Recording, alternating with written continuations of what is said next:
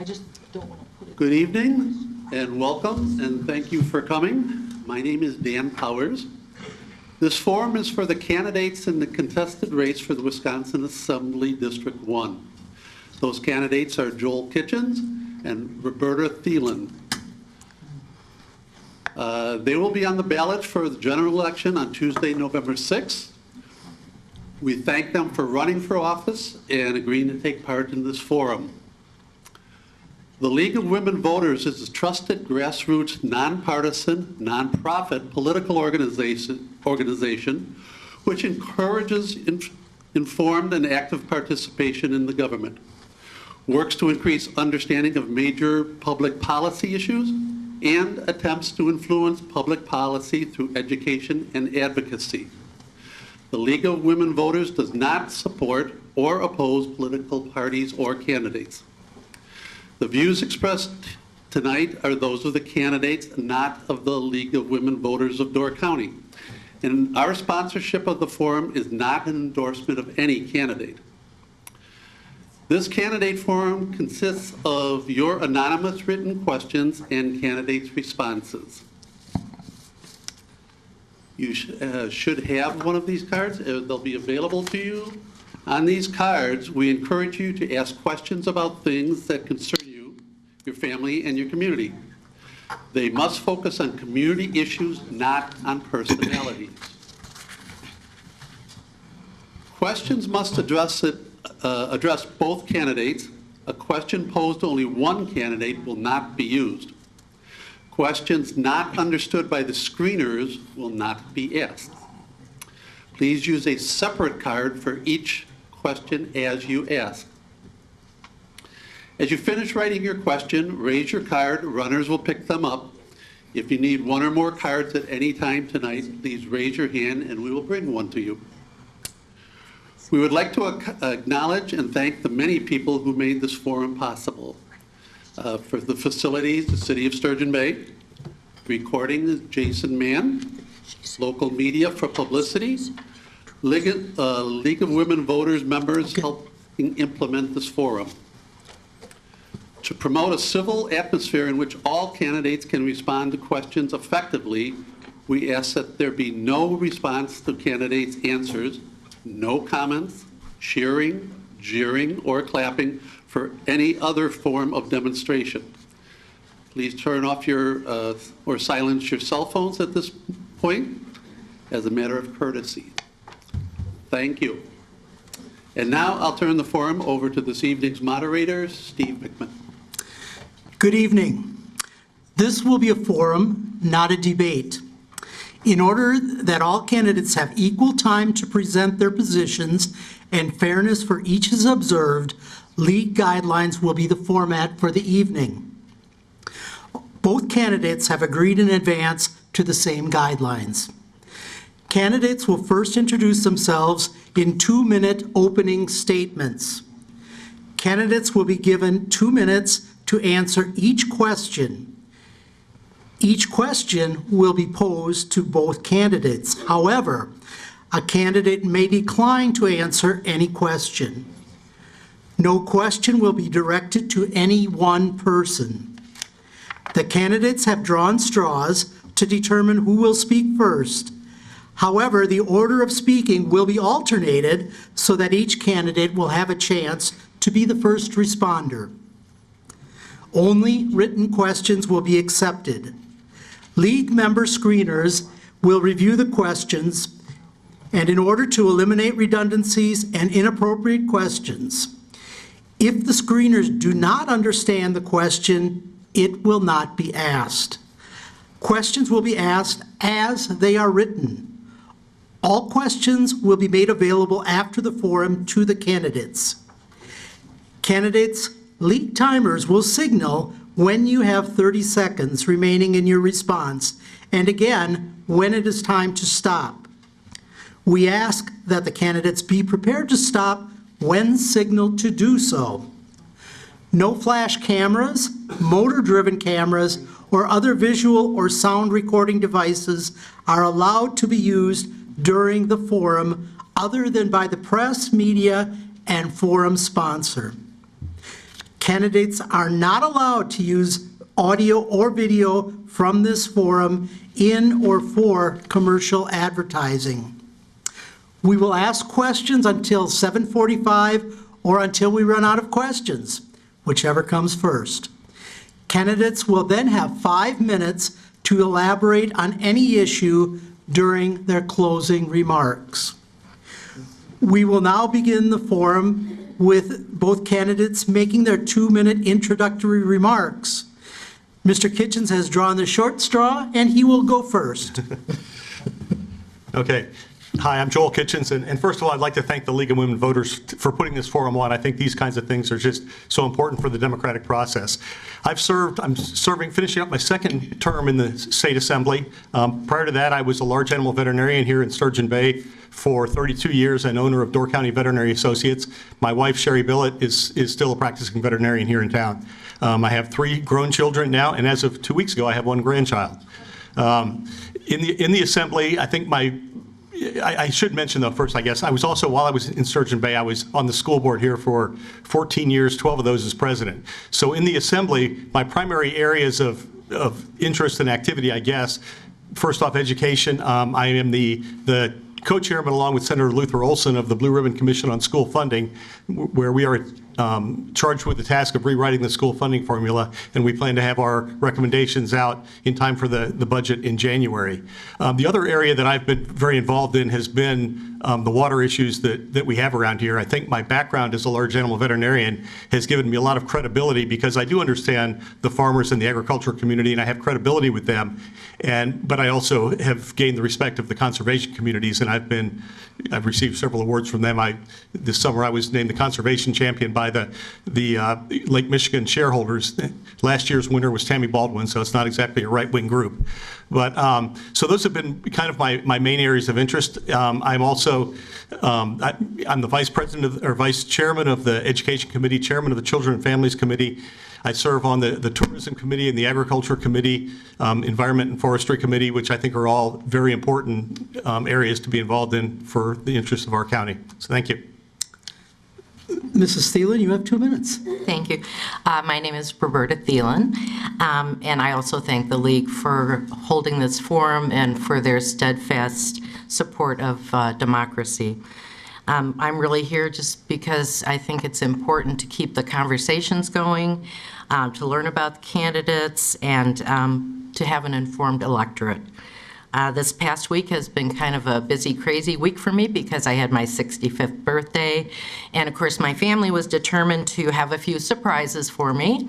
My son Ben came in from California with his family on Friday night. Saturday night, my husband, I found out, was cooking up a surprise party, which we had at the Florian in Bailey's Harbor. So it was just a profound reminder to me of what an amazing family I have and wonderful friends. And that's what really brought me to the decision to go ahead and put my hat in the ring and do this race. It was kind of a last-minute decision, but we'd been having a lot of household conversations about the political climate and the direction things were going and the concerns that we have. We're very fortunate to live in a democracy, and if people don't bother to participate, we will not be able to protect that democracy. There are so many issues right now that I think people are very concerned about, including environmental issues. It goes way beyond the 1st District or the state of Wisconsin. It's really, a lot of it is national and global issues. But I think we have a lot of work to do, not only for the environment, but for social justice, for fairness, and for addressing our failure to address the common good. Our state has a long legacy of being progressive thinkers, and I'm very motivated to be that voice in Madison to do the hard work that needs to be done. Thank you. The first question this evening goes to Mrs. Thelen. What educational, occupational, civic, and community experience do you have that qualifies you for this office? Well, one thing I want to point out is the qualifications actually are to be 18 years old, to live in the state for 1 year, and to not have a felony. So I meet those requirements. I think our forefathers really wanted this government to be more inclusive and people to feel, even working class people, to get out there and step up and be a part of the process. I have a degree in bioagricultural science from Arizona State, and I have a nursing degree from Glendale Community College. I worked as the care coordinator at Scandia Village in Sister Bay for 17 plus years. I serve on the town board of Bailey's Harbor, and I've been there for 9 plus years. I've done a number of volunteer things, including the Relay for Life, American Cancer Society, Humane Society, environmental groups. So I try to be very involved, Girl Scouts, a variety of things. Mr. Kitchen, same question. What educational, occupational, civic, and community experience do you have that qualifies you for this office? Yeah, I might have changed my first answer if I'd seen this one coming, but I think my background and my career as a veterinarian, I think certainly helped a lot. I think, again, I understand both sides of the environmental issues that we face, and I also understand what it is to run a business and to have to make a payroll and that kind of thing. So I guess beyond that, I have been involved in a number of organizations around here, the Moravian Church, Rotary Club, and a number of other volunteer activities. So I think I have a pretty broad background that, again, helps me to understand the issues that our area faces. Thank you. Next question goes first to Mr. Kitchens. Please describe 2 or 3 of your priorities for your term in office and how you will effectively address those issues. Okay, I guess my first priority is going to be, as I mentioned, the Blue Ribbon Commission on school funding. We plan to wrap that up this fall and present our findings and our recommendations to put into the next budget. So that'll be kind of my top priority, and that's a pretty huge thing. I think that people have been asking for that for a very long time. Some of the other things that I try to think what else I've been writing a number of bills during our off time here, so I have to rack my memory here a little bit to remember all the different things that we're working on. I think with we need to continue to work on providing clean water for our area, protecting our groundwater. You know, we've made great strides, I think, in these last 2 sessions, and we have new rules for manure management that are in place now, but I'm going to continue to work on that. So that's always a top priority. Healthcare, there were some things that we did in the last session. In the Assembly, we passed a bill protecting our insured people from assuring that they have protection if they have pre-existing conditions. So we passed a bill in the Assembly. It didn't make it through the Senate. The governor supported that. So I think that too will be something that we'll be coming back at in the next session. So that's another high priority.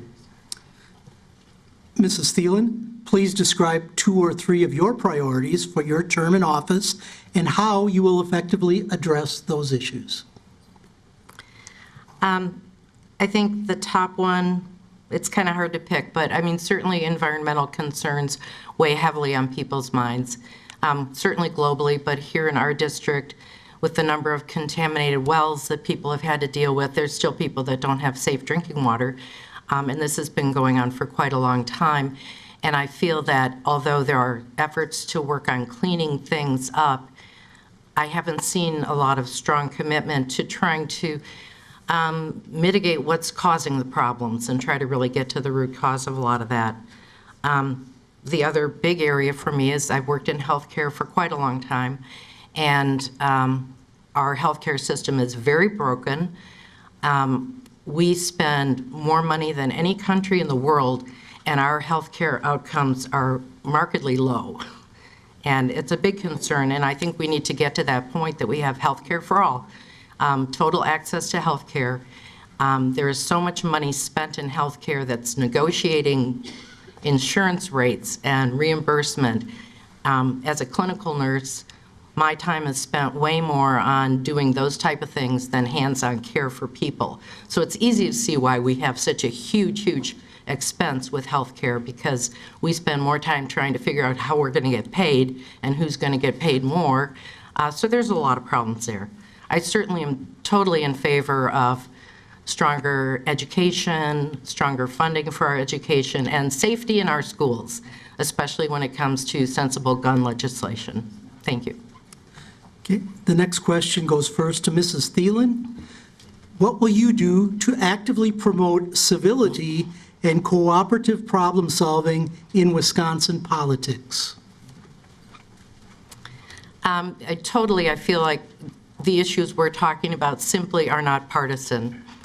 We take different positions, but, the health and well-being of our communities are not a partisan issue. Access to healthcare, access to clean water should not be partisan issues.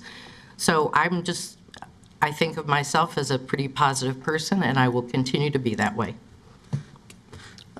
Mr. Kitchens, what will you do to actively promote civility and cooperative problem-solving in Wisconsin politics? Well, this district is one of the most evenly split districts in the state. So, I think to be in office in this district, you have to be able to speak to people from both sides of the aisle. I regularly hold listening sessions. I'm willing to talk to anyone about any issue as long as they can do it in a civil manner. So I think that I have, I've exemplarated that throughout my term, and again, I'm very open to talking about those things. I've worked with the Civility Project, Door County Civility Project. Honestly, I would say I'm one of the least partisan members of the legislature, although I'll grant you that's probably not a very high bar.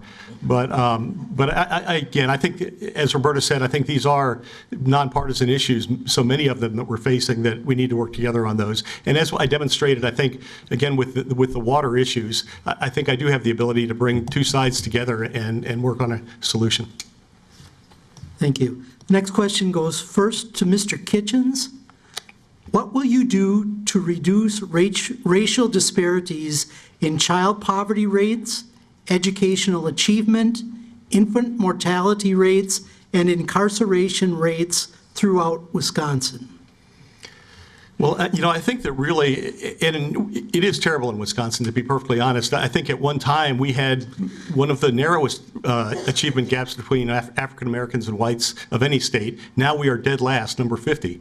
And a lot of that really happened, I think, primarily because in Milwaukee, we used to have so many high-paying manufacturing jobs, but beginning in the 70s, those industries began leaving Milwaukee, and I think that's really been the root of that problem. So I think we really need to address that.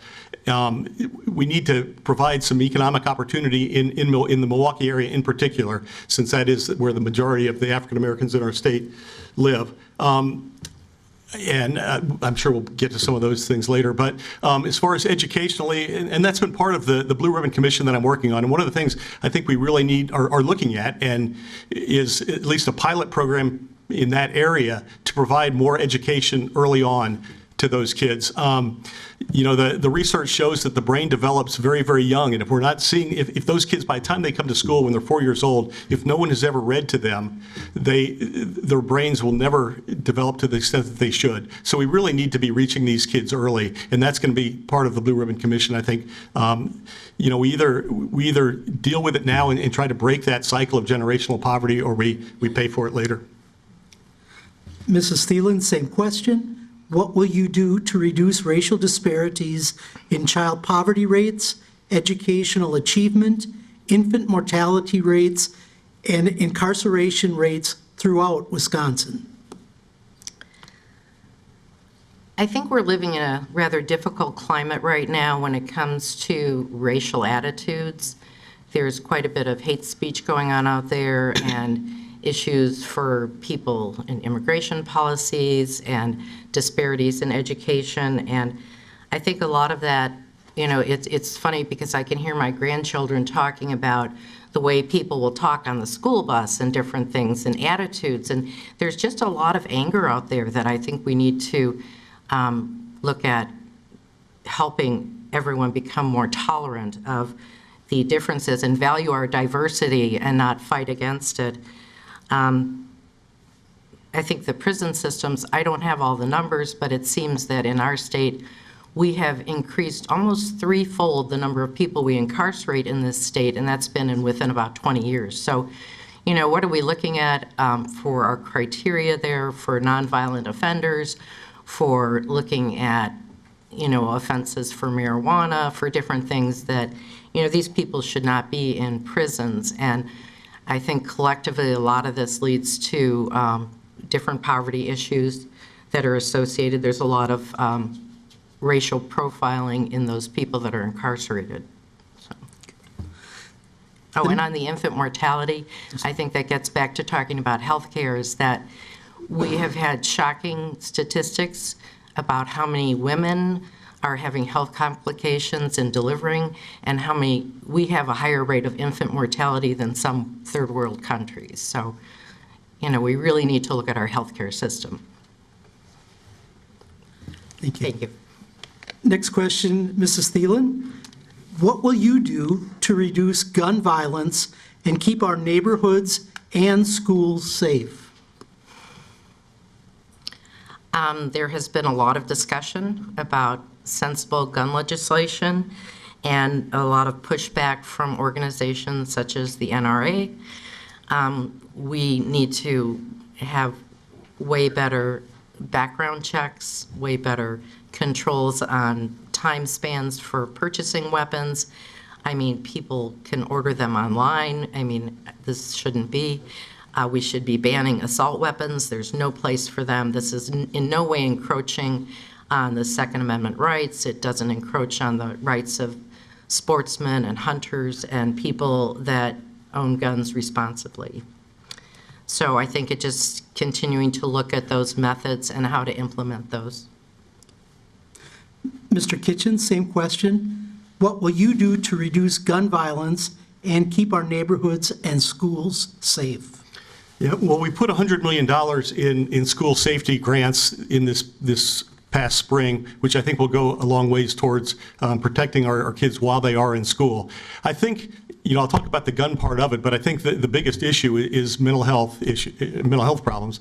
I had a bill that I wrote allows easier access to mental health while kids are in the schools, because we know that if they can receive treatment while they're in schools, first, they have a much higher chance of actually getting treatment, and it takes away some of the stigma of having to separate those kids out and take them places. So I think we really need to continue to put more money into mental health. And again, back to the school funding part, that's one of the things we hear from schools, is that the budgets are so tight, they're not able to provide those services for mental health that they would like to. So I think that's one of the things we need to address. As far as the gun portion of it, I certainly think there are some common sense things that we can do. In the Assembly, we passed a bill that would have greatly expanded the databases that are used for the background checks. Unfortunately, that one didn't make it through the Senate, so we will be bringing that back. But, a couple of those mass murders that we had just recently, there was one in Texas and one in South Carolina, where those people should have failed those background checks. In one case, the guy had a violent act while he was in the military. That should have been there, but our databases are so narrow that information is not getting there. So we definitely need to look at that. Another bill that we're in the process of writing in my office mirrors sort of what they're doing in Florida, where it allows judges to put restraining orders basically and take guns away from people if they know that they have, or there are signs that they're having mental health issues, or that they could be violent. So that's another thing that we're doing to try to get guns out of the hands of potentially dangerous people. Next question goes first to Mr. Kitchens. Are you in favor of nonpartisan redistricting, such as the Iowa model? Yeah, first off, let me say, this is the one district in the state that can't be gerrymandered. It's pretty tough to do that to a peninsula, so I don't have a direct stake in this. I will support a good plan for redistricting if that can come forward. A lot of people have a different idea of what is fair redistricting. Some people think we should basically gerrymander all of them so that each race is very competitive. I believe that what we should do is just be separating out governmental units, like the city of Sturgeon Bay. That should always be in one assembly district, and that hasn't always happened. I think to be perfectly honest, though, this is going to happen when the government is split. Right now the Republicans control everything. right before the redistricting back in 2010, the Democrats controlled everything, and the Republicans were the ones putting forward bills for a nonpartisan redistricting process, and the Democrats wanted nothing to do with it. So I think that, being perfectly honest, change is going to come about when we have a split government and we can get together and compromise and come up with something that we can live with. Mrs. Thelen, same question. Are you in favor of nonpartisan redistricting, such as the Iowa model? I don't really know a lot of details about the Iowa model, but I do know that some of the gerrymandering that has taken place is so ridiculous that it's hard to believe that people ever agreed to do it. So I think we definitely need to find a more fair and balanced way to establish these election districts. Thank you. Next question goes first to Mrs. Thelen. How do you propose to balance economic development with protection of natural resources? I feel that so many things today are simply measured by dollars and cents, not by what's maybe morally and ethically appropriate. I think we've seen a lot of decisions made on the corporate level that would, to me, represent more corporate corruption than adequate corporate compensation. So when you're fighting with people looking for whatever methods they can make the most money, irregardless of what the environmental consequences are, that's a lot to go up against. And I think we have a lot of power and money making decisions, not what would be in the best interest of our planet, our environment, and the citizens, and all the creatures on our planet as well. We have a lot of environmental problems. I know we're looking at, with some of the bigger business expansions, actually relaxing some of those environmental standards instead of tightening those. And considering the climate change issues we're addressing, that would not be the right way to go. Mr. Kitchen, same question. How do you propose to balance economic development with protection of natural resources? There's always going to be that conflict that we need to have business growth, we need to have good paying jobs, but we also need to protect the environment. And I think it's nowhere more obvious than here in Door County, where we rely so much on our natural beauty and our natural resources. So I will continue to advocate to that, to have a good regulatory system so that we do watch these businesses and make sure that things are being done properly. And I think that I have a good record of doing that. Thank you. Next question goes first to Mr. Kitchens. There are two ways to balance a budget: by reducing spending and by increasing revenues. How would you change the tax law to bring in more revenue for needed services for citizens? Well, that's a pretty broad question, I guess. I think we do want to, obviously, we want to keep our taxes as low as we can. We want to keep money in the pockets of the people that earned them. But then again, we need to, fund the services that are required of a government. I suspect we'll be coming to a transportation question, but that's the big one that has come up recently, that we have not really funded transportation properly. I think, we rely most heavily on the gasoline tax, but then also on car registration.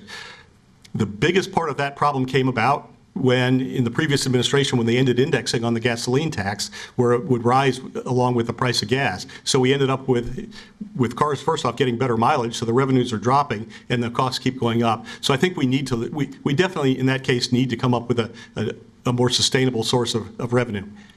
And I'll leave it at that, because again, I'm sure we're going to come back to that question. Mrs. Thelen, same question. There are two ways to balance a budget: by reducing spending and increasing revenues. How would you change the tax law to bring in more revenue for needed services for citizens? Obviously, we all rely very much on what our tax dollars should be going for, which includes, services, emergency services, safe roads, safe infrastructure, and I think a lot of that has been neglected.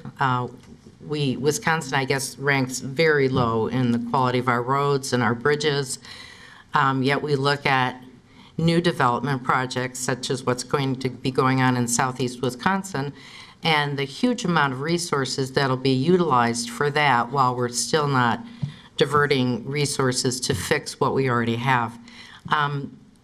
You know, I think people, if they feel their money is being spent responsibly and not wastefully, that people are willing and gladly pay taxes to know that they have those services in place.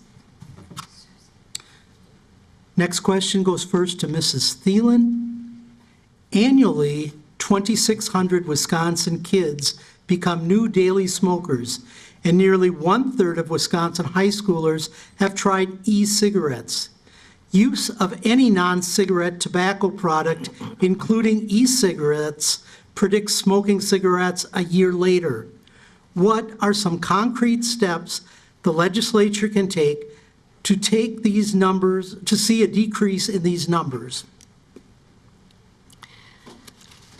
Well, there's a lot of aspects to that question. I mean, certainly education and access to healthcare and the consequences for people's health. I think young people should be better educated about the hazards of smoking and e-cigarettes. But I think there's some moral and ethical issues that we get into. And it was just about a month ago, there was something on one of the news shows that had a company that makes a vaping device that looks like a juice box. And I thought, how can this even be considered in a corporation that this is a good way to get out there and make some money? You know, it was just horrible. And I've talked with high school students, and I know what goes on in the bathroom at the school when they're on break, and kids go in there and they're vaping. You know, so what we need to be setting better models for them. We need to also better restrict those type of things for high school students. Mr. Kitchen, same question. Annually, 2,600 Wisconsin kids become new daily smokers, and nearly 1/3 of Wisconsin high schoolers have tried e-cigarettes. Use of any non-cigarette tobacco product, including e-cigarettes, predicts smoking cigarettes a year later. What are some concrete steps the legislature can take to see these numbers decrease? Well, first off, I mean, to me, honestly, it's kind of mind-boggling that kids are still smoking and taking that up. And, you know, as much information as we've been hitting them with for, you know, since I was a kid. But really, education has to be the answer to it. We just need to continue to demonstrate to those kids that it's a very, very dangerous habit. I've taken part in a couple of school districts have had, you know, student groups that are formed to fight tobacco and to educate their classmates and that kind of thing. And I've taken part in those. I applaud those. I'm always reluctant to put more, you know, impose on schools what they have to teach. But I think that one is a very important one. And again, it's going to come down to education. Thank you. Next question goes first to Mr. Kitchens. Wisconsin has long had a tradition of open, transparent government.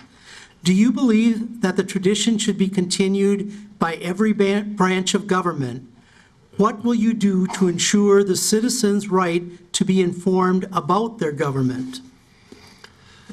Well, I think in Wisconsin, honestly, we have some of the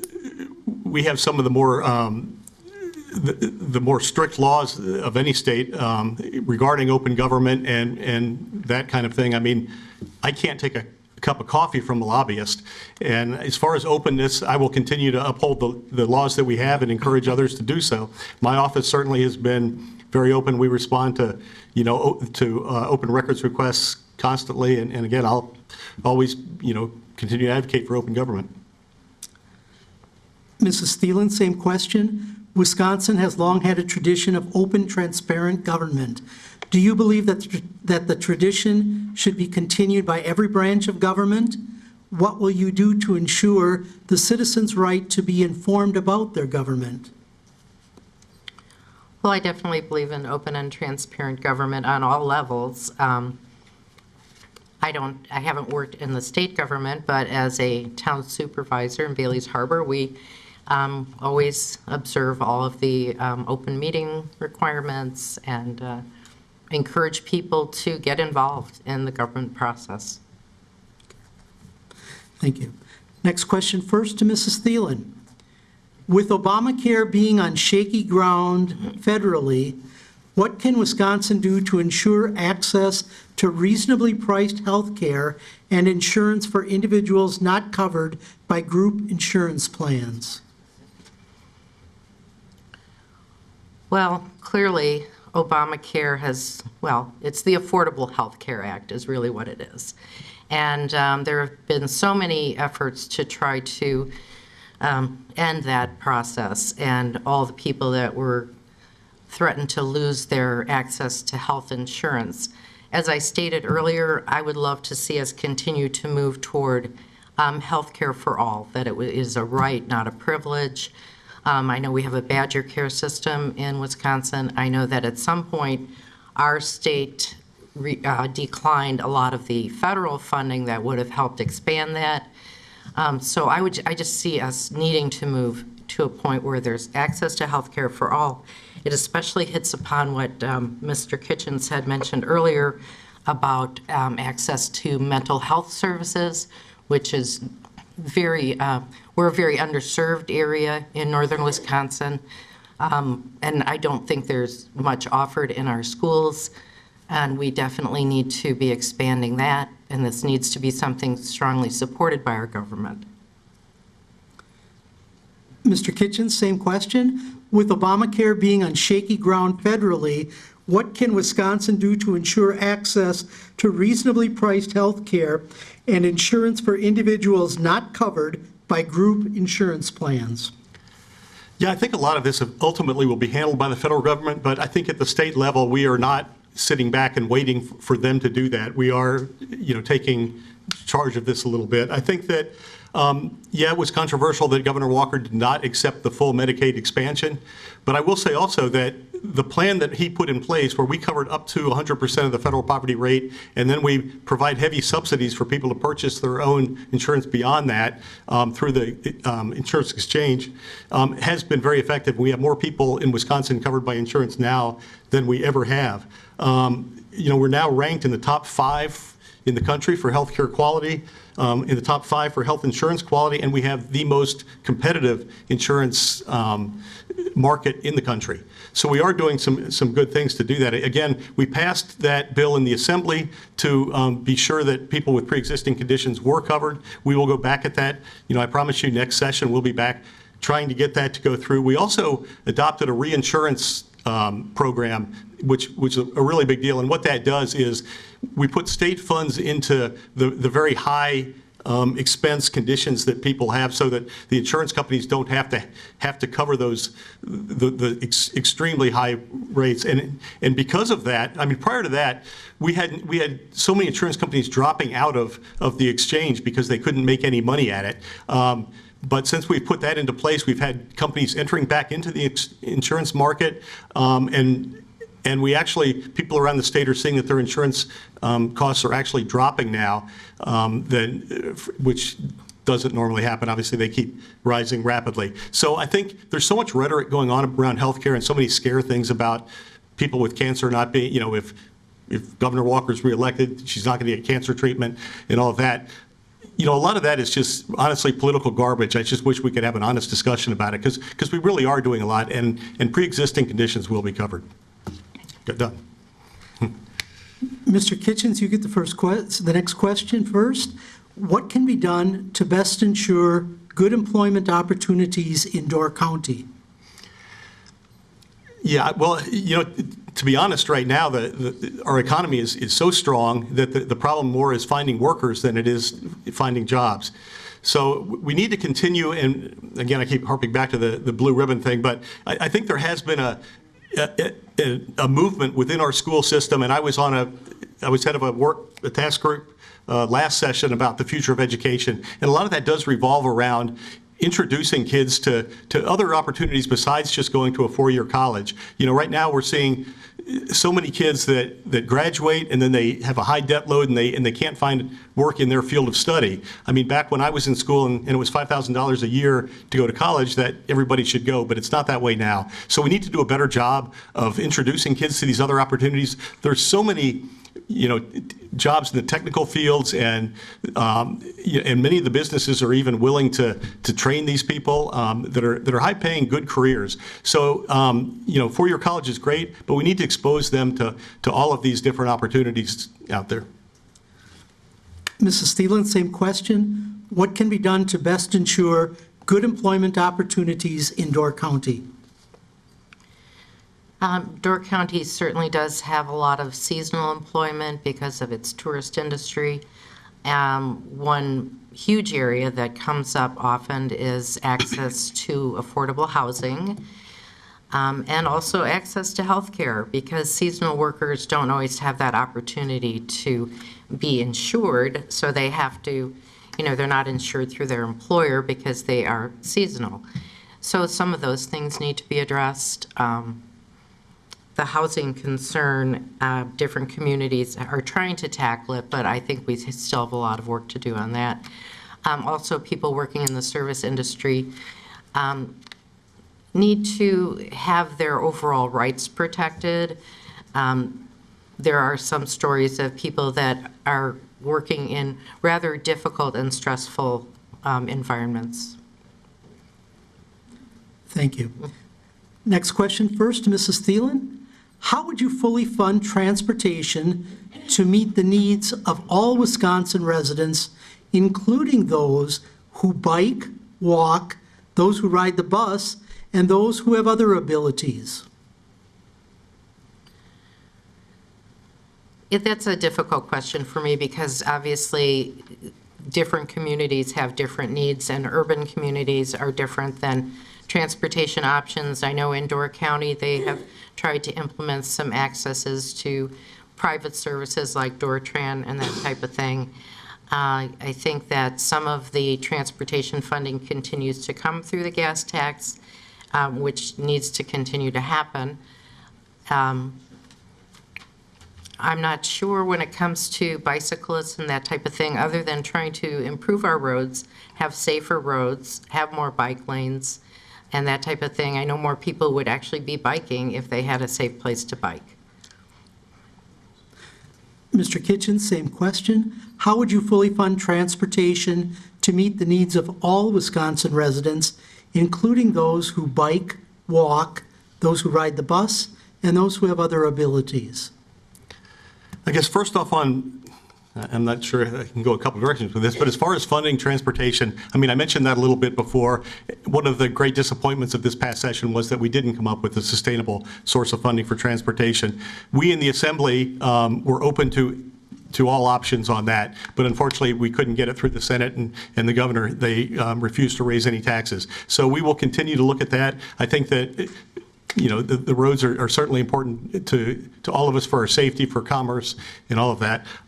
As far as these other options, I think that, I'm open to subsidizing those in areas where it's practical, where, mass transportation is great, where it can work and where it can, isn't terribly expensive. They're doing some things in Milwaukee, but, so I will continue to be, open to all of those things, I guess.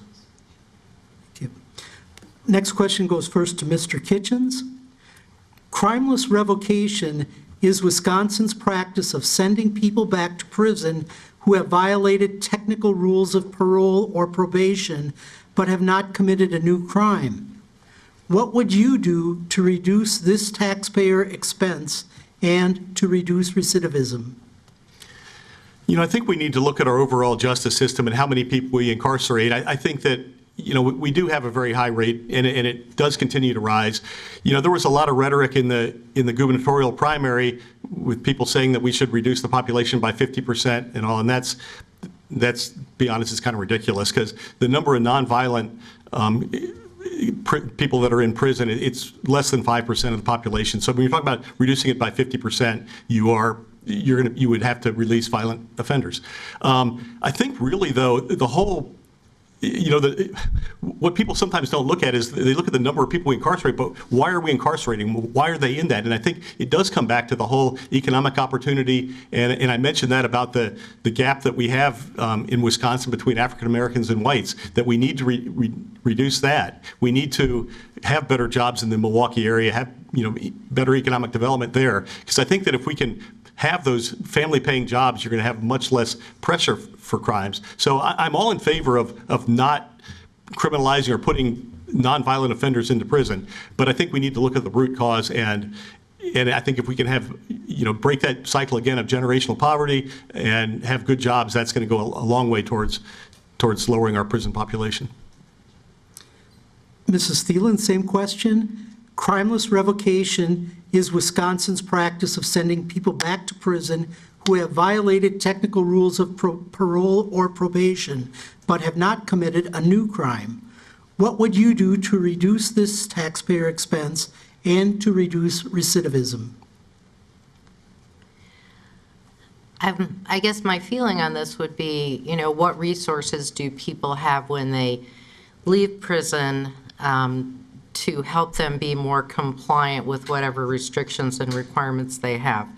So I don't have any real statistics on that, but I do agree a lot with what Mr. Kitchens said about, we do have huge economic disparity going on, not only in cities like Milwaukee, but really nationwide. And, as we address some of those economic concerns and help people coming out of poverty and maybe being less apt to even end up in the criminal system, that, we have to be a little more future thinking about how we can better help our society. Next question goes first to Mrs. Thelen, kind of in the same vein. What criminal justice reforms would you support that would decrease recidivism and reduce the prison population? I don't really have specific examples for you. I just think strong community programs and support, economic opportunities, access to mental health care, and all health care services, actually. I think we have a lot of people that are very stressed about their circumstances and their lack of access to those type of things. Mr. Kitchen, same question. What criminal justice reforms would you support that would decrease recidivism and reduce the prison population? When I toured the Green Bay Correctional Institute, I asked the warden, I said, what percentage of your inmates do you think have either mental health issues or substance abuse issues? And he said, about 100. So I think that's what we really need to be looking at if we want to, keep people out of prison and prevent and stop them from going back. Again, we've talked about mental health care. I think that we need to continue to expand mental health services to, especially with students, because we know that if we can reach them young, we have a much better chance of dealing with those. And substance abuse, I think that Wisconsin has been a nationwide leader in the opioid crisis. Representative Nygren from Marinette, he was honored by the American Medical Association for the work that he's done. And we need to, we need to continue to work towards that in both prevention, and I think a lot of that comes to and we have come a long way, but limiting physicians handing out opiates so easily. That's a root cause of it, and we need to have better treatment centers, and we are doing a lot of those things, but that's going to be a lot of it. I think if we can treat the mental health issues, the substance abuse issues, that's going to go an awfully long way towards reducing our prison population. Next question first to Mr. Kitchens. What are your feelings overall of the Foxconn deal? It's a controversial issue, but there is so much misinformation out there. Foxconn is going to be good for Wisconsin. There has been an economic analysis done of it, and we get an $18 return for every dollar in tax incentives that we are paying out. And people need to realize that all of those incentives, they are not paid until they hire the people and they build the factory. In addition to the 13,000 jobs that they're going to create at the plant in the Racine area, there's going to be 16,000 construction jobs that will be created, 22,000 jobs around the state in the supply chain.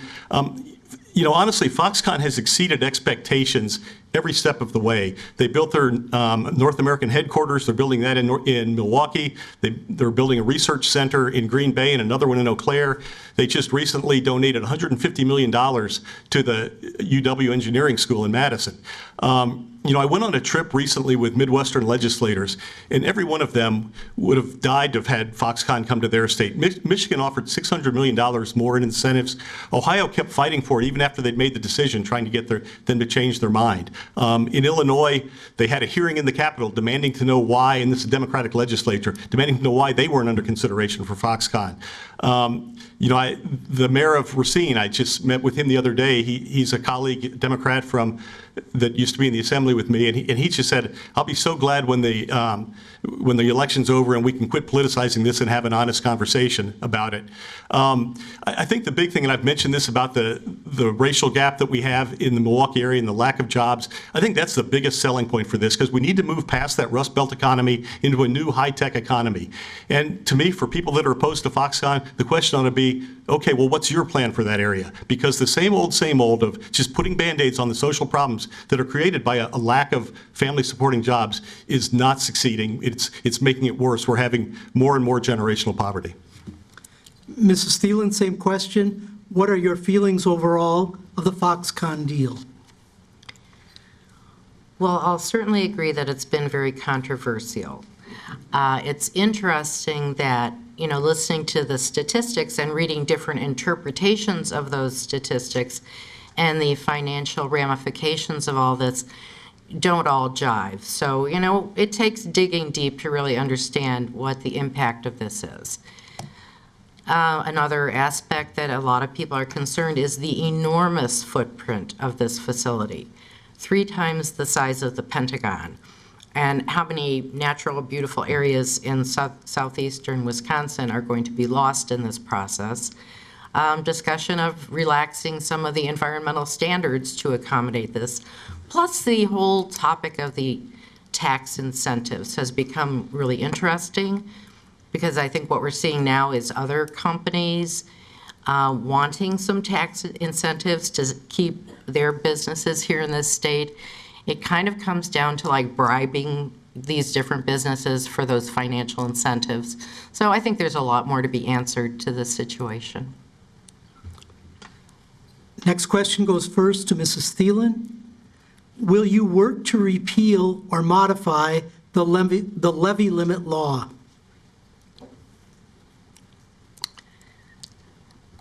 I don't know that I don't really know enough about the levy limit law. I know we've been, when we set our tax rates and have a limit on the levy, that it seems reasonably appropriate, but I don't know enough about it to really comment. Mr. Kitchens, will you work to repeal or modify the levy limit law? Well, I was on the school board for many years, and we were under levy limits for a very long time. And obviously, we hated them like most like most governmental bodies do. There is some good that comes out of it. It certainly makes people, look closely at what they really need to spend. I think it's often, if you don't have limits, it's very easy in government. Just, if you have a person that's not doing their job well, you hire somebody else to do part of their job instead of getting rid of that person. So I think it does force you to make tough choices. The basic premise of the levy limits was supposed to be that, this is what you're allowed to spend. If you want more, you just have to go to the taxpayers and ask for them to, for more money. Now, in practice, it doesn't always work that way, because I think the public generally sees that as, the question is, well, how come this government, they're able to live under the levy limits and you're not, and it becomes very difficult to pass referenda, especially for municipalities. I think in the school systems, people have gotten used to it over the years, and it's, if you look around Door County, other than Southern Door, they've passed pretty easily. But I think with the local governments, it's become very difficult.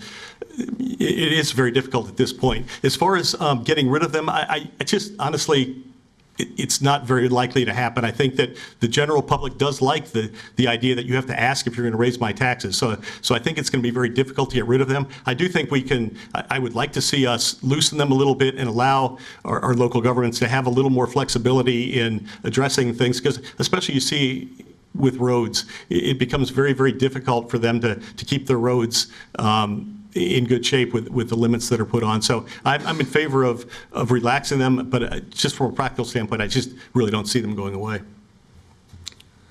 Next question goes first to Mr. Kitchens. What actions would you support to promote the greatest possible access of Wisconsin citizens to voting? Well, I certainly support openness in voting. I will say that often this gets asked from the standpoint of voter ID, and I do support voter ID. I think that people should, I think we need to reduce fraud. I think that voting is one of our most precious rights, and I think it's important that we protect that. I'm not going to say that we can point to any elections, certainly, that have ever been thrown in Wisconsin or swung by fraud. I'm not saying it's rampant, but I do think that when you look at everything else that we have to show ID for, I think it only makes sense to me that we would have, that you would have to show identification. Now, I will say that since it was first implemented, I think there was some confusion, and it's tragic that some people had difficulty voting. I know in my office we have done our very best to put out information to show people, to walk them through that process, so that they don't run into troubles. So I want to do everything that we can to make it easy for people to vote. I absolutely support that, but I do support voter ID. Mrs. Thelen, same question. What actions would you support to promote the greatest possible access of Wisconsin citizens to voting? Well, certainly keeping people informed on the elections and the importance of that, and the importance of getting out to vote. I think the voter ID issue is interesting because I think they could find no substantial information indicating any fraud on that level. So it did create hardship for a lot of people. You know, here in Door County, the only place to get your ID is at the Department of Motor Vehicles, which is open like a couple hours Tuesdays and Thursdays. So if you don't happen to have transportation from Washington Island to get down there, I mean, there were a lot of limitations, and it did impede a lot of people's access to vote. And I think that was not necessary. It was creating a problem that really didn't exist. Mrs. Thelen, you get the next question first. What changes, if any, should be made in legislation relating to private school vouchers and/or open enrollment? What is your position on requiring voucher schools to meet the same requirements as public schools? I think they need to meet the same requirements, simply. I think that if they're going to be receiving the same tax dollars that our public schools receive, that they do need to uphold all the same standards. I think there's a lot of room for improvement in education across the board, but I think they definitely need to all be on an equal playing field. Mr. Kitchen, same question. What changes, if any, should be made in legislation relating to private school vouchers and/or open enrollment? What is your position on requiring voucher schools to meet the same requirements as public schools? Okay. First off, I'll say that, we've had vouchers in Wisconsin for about 25 years now, and for all of the talk, in all of that time, no one in either party has ever brought forward a bill to end vouchers. So I think it's safe to say that they're not going away. I think that they do provide opportunities in certain instances for kids to have opportunities that they would not otherwise have. So my focus has been on making sure that they are accountable and that we do hold them to every standard that we hold the public schools to, and I think that we've made great strides in doing that. As far as the statewide expansion, the Milwaukee and Racine voucher programs have been relatively successful. But as far as the statewide expansion, I am skeptical about that. There's a study going on right now to show the financial impact and whether we can actually afford that. So until I can see evidence that we actually can afford statewide expansion, I'm not in favor of unlimited statewide expansion. But again, I think the focus on vouchers needs to be to hold them to the same standards and hold them accountable. I think, again, we've made great strides. There were some horror stories when they first began, but I think we've closed a lot of those loopholes. Next question goes first to Mr. Kitchens. Would you support marijuana legalization or decriminalization? And how would that affect existing individuals with convictions for marijuana use or sales?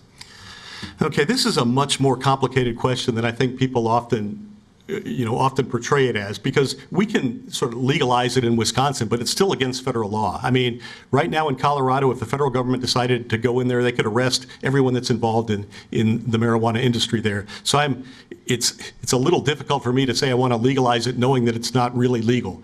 I do think that marijuana has medicinal qualities. And I would like to see it legalized for medicinal use. But again, we have the Federal Food and Drug Administration that is supposed to protect our citizens from, to be sure that when they buy a medicine, that they know what's in it, that they know it's safe, and the federal government has completely shirked the responsibility on this. So they're leaving it to states to do this. We did legalize CBD oil, which does not have the psychoactive component that marijuana has. So I would like to see it legalized. I would sure like to see the federal government step up on it. As far as recreational marijuana, again, I have those qualms about the whole legal status of it. I think that the states that are doing it right now are having some difficulty, so I would like to see us give it a couple years and see what's going on there. I would support decriminalization of it. There was a bill that came forward of marijuana. There was a bill that came forward in the last session, and I supported that. Mrs. Thelen, same question. Would you support marijuana legalization or decriminalization, and how would that affect existing individuals with convictions for marijuana use or sales? I do support the legalization of marijuana. Actually, it's unfortunate that it's taken so long for the aspect of medical marijuana use to reach a more acceptable level. I have a friend years ago, and she moved to Colorado because that was marijuana was the one thing that would help her with her rheumatoid arthritis. And then she introduced me to a program, this Charlotte's Web, and how many children with seizure disorders were benefiting from the use of different cannabis products. So medical, I think, should have been dealt with a long time ago. I agree with Mr. Kitchens on that the federal government has not really done anything to help give better structure and direction to this. And I think some states have actually been very successful in managing this and found very good economic opportunities for funding things in their government. So moving forward, I think we would need to look very closely at other models and how to follow that. I think it's a little tricky when you think of that, alcohol and cigarettes are legal, and when you look at health ramifications, they far surpass anything that can be documented about health complications from marijuana use. So, Thank you. Next question first to Mrs. Thelen. What can be done to improve internet access in Door County? well, that would be a technology question, and I do know that in Bailey's Harbor, we have Door County broadband underway, and I really wish I could describe to you how that works, but I think it's going to be a good thing. So I hope we continue to find those technological methods to reach the areas that have had a lot of difficulty getting that access. I know some people have slower internet or faster internet, so I'm not your IT person, but I would like everyone to have it. Mr. Kitchen, same question. What can be done to improve internet access in Door County? Well, first off, high-speed internet is just so vital to us. I think that there are so many businesses now that you can run from anywhere if you have internet. And in Door County, there's certainly a lot of people would love to live in Door County if they could have their businesses here. So we have to do better with it. We have made big progress. There is a cable now that runs from, runs the entire length of the peninsula, which is sort of the spine, and then we just need to build out from that. So we're making progress. Door County actually is better than a lot of areas of the state, but I think with the geology that we have around here and the rock and all that, it's very challenging in some places to get good internet. We have continually put more money into broadband expansion because the main problem is that in our rural areas, it's just not profitable for a company to come in and put in internet unless they have subsidies from the government. So we've been doing that. I think we recognize that the importance of it. I think the day will come when that's viewed like any other utility, that it's a necessity to life. We're not there yet, but I'm going to continue to support broadband expansion. Next question first to Mr. Kitchens. In November, the Wisconsin Public Trust Doctrine may be rewritten and weakened. What are your views on the public trust doctrine, and should it be weakened? I don't think it should be weakened, but I think that there should be some clarification of it. I think that, as we've seen in Sturgeon Bay, and I've said along, I would never write legislation to set the high water mark in Sturgeon Bay. But, I mentioned the mayor of Racine. I've talked to the mayor of Two Rivers. They have property along the shore, old industrial property that they would love to redevelop, but there has to be private investment in that. They don't have enough tax money to just go in and turn everything into a park. So I think that we have to come up with a way. Senator Coles and I have been looking at and having discussions about some method where if a municipality could go to the DNR and present their case that by the project that they would be proposing would actually benefit the community, that there is public good in it, and it would require that a certain percentage of the property would be open to the public. I think that there are some common sense things there, and I certainly hope that we're going to be able to have a bipartisan effort to get that done.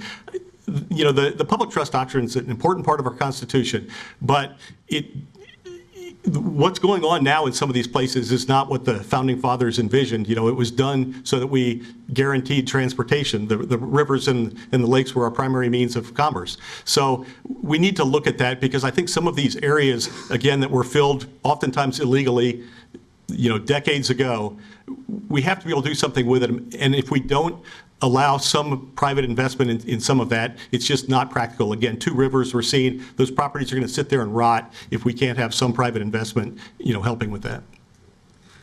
Mrs. Thelen, same question. In November, the Wisconsin Public Trust Doctrine may be rewritten and weakened. What are your views on the Public Trust Doctrine, and should it be weakened?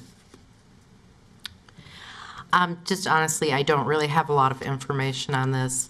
I do know that there have been some issues that have come up in Sturgeon Bay that have become, pretty heated, and that a lot of people have felt that their public voices have not been heard, but I don't have a lot of details, so I'll leave it at that. Thank you. The next question will be our last of the evening, and it's going to go first to Mrs. Thelen. If elected, can you provide us with any examples of how you would be willing to reach across the aisle to achieve bipartisan solutions to the issues confronting us?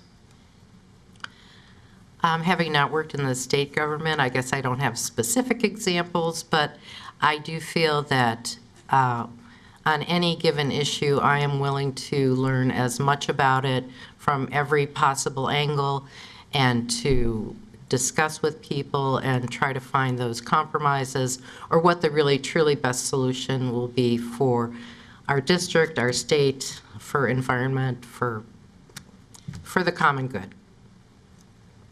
Mr. Kitchen, same question. If elected, can you provide us with any examples of how you would be willing to reach across the aisle to achieve bipartisan solution to the issues confronting us?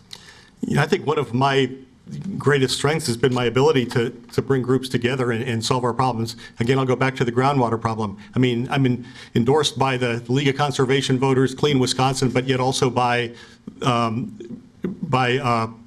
Farm Bureau and Dairy Business Association. So that's a case where two groups that are on seemingly would be on opposite sides of things were able to come together, and I helped facilitate that. And we did write the new rules for manure management specific to Northeast Wisconsin, which is something we've been fighting for a very long time. So I think that's an example. I think that's my greatest strength, is that I am able to bring groups together.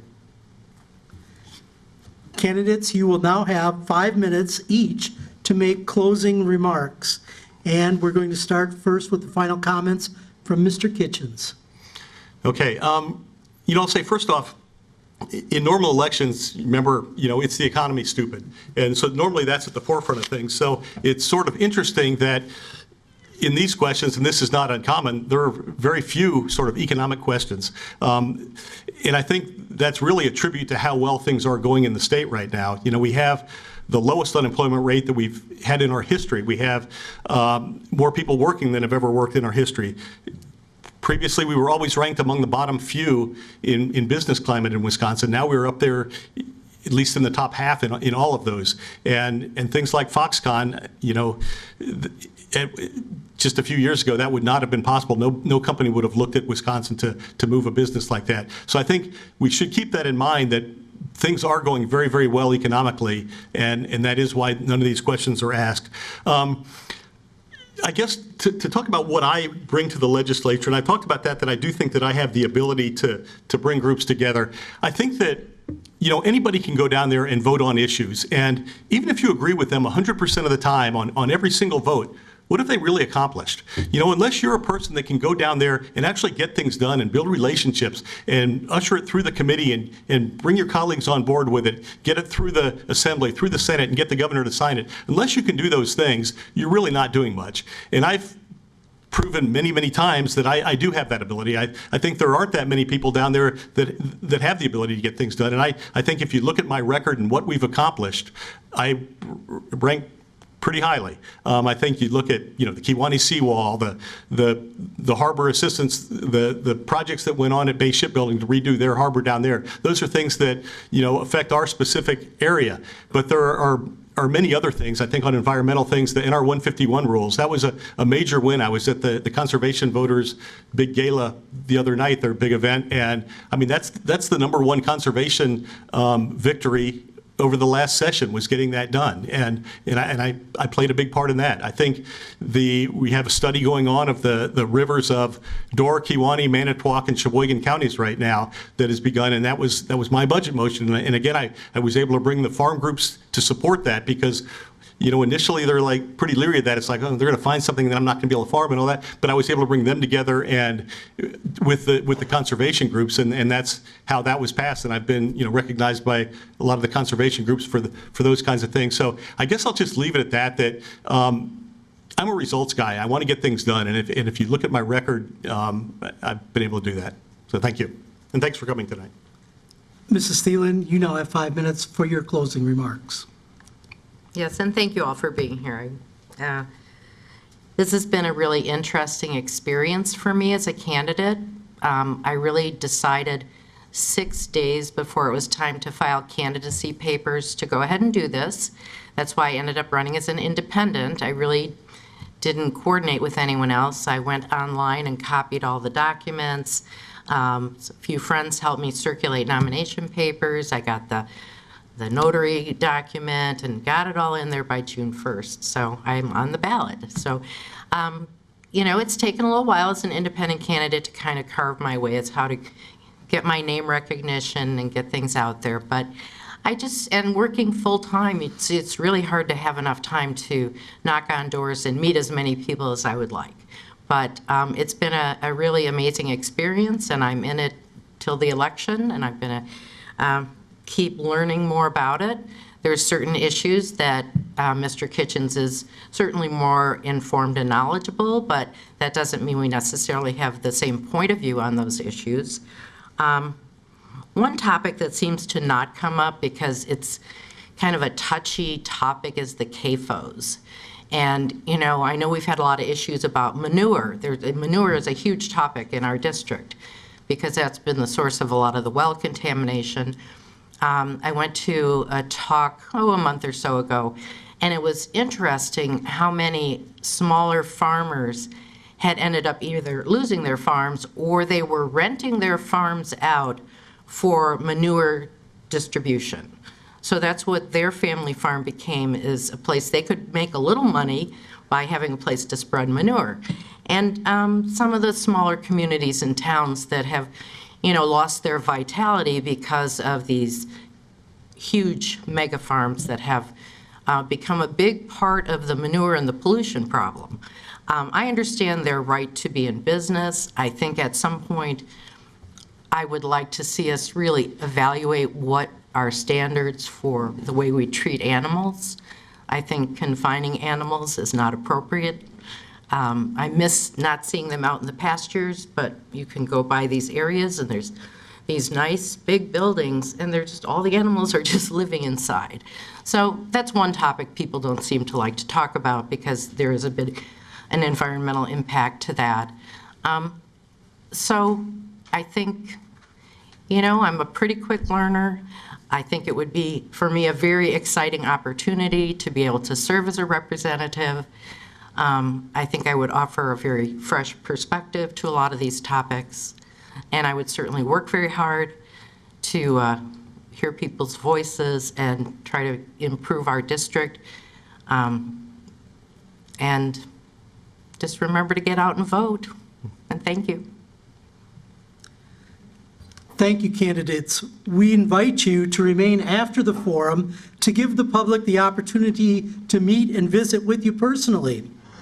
And to our audience members and to our viewers at home, we hope this forum has been helpful to you as a voter and trust that you are better informed to vote intelligently. Thanks to all of you for attending and participating. Thank you, candidates, for being willing to run for office and to serve if elected. Please join me now in a round of applause for all these candidates.